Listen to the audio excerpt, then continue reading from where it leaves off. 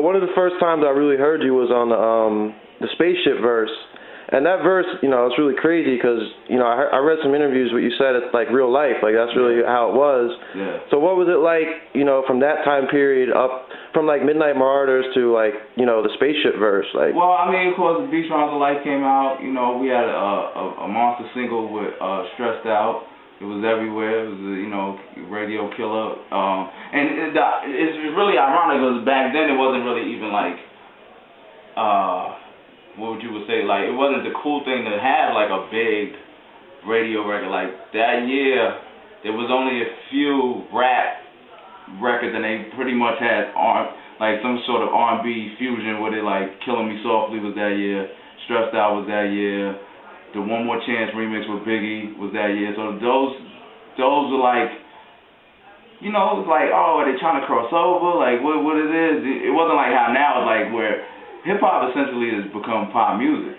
So if you don't cross over, you're doing something wrong. It was the opposite back then. It was like, if you're crossing over, it's like, whoa, hey, wait, I just want who got the props and 999 and Sound Bombing and Lyricist Lounge, and that was the era of then, which was great. And those are cornerstones of some of the better hip-hop. But, so it was just, we did that, and essentially Tribe was breaking up, and before they broke up, I stepped away from the group. I just, it was just a lot of personal ties there with Q-Tip being my cousin, and now being in the group, Ali and Fife being, family. I mean, we had toured the world.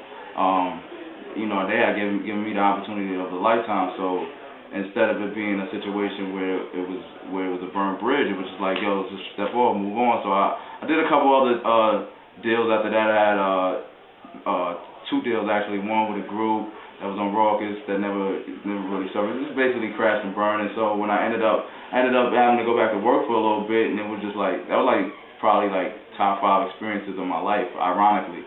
When you go from being on David Letterman and the premium talk shows and Nickelodeon specials and this, that, and the third, it can't put your head in the clouds. Like, I mean, you've done what most artists don't even achieve, and I did that like first shot. Like, right out the gate. Wasn't no like, I went from 0 to 60 basically, from demos to being in Tribe Called Quest to having a record that went out, like I said, one of the few records that was a 10,000 a week spinner. You know what I'm saying? Which essentially, put you in a different place. So